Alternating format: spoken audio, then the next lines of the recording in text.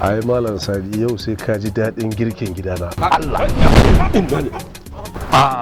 ku zazzauna menene na daga haba malam Hamza ya za ka shigo mana bagatan kamar an je hoka gashi ka firgitar da mu.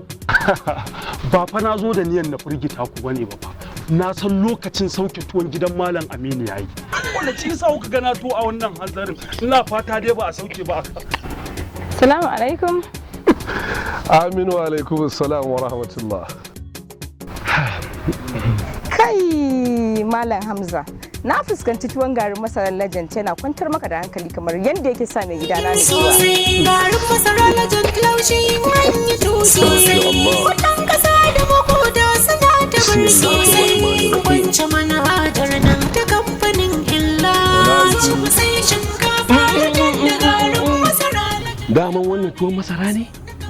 A radin Allah na ɗauka sakwaranci. Malam Sadi banda da ya santi. Al'umman annabi? A kwashi tuwo. Hakika garin masarar Legend wanda ake sarrafa shi a kamfanin Elite and Company International Limited tsaftataccen gari ne ga auki. Yana da laushi sannan kuma yana da sauƙin sarrafawa, yana da daɗin haɗiya.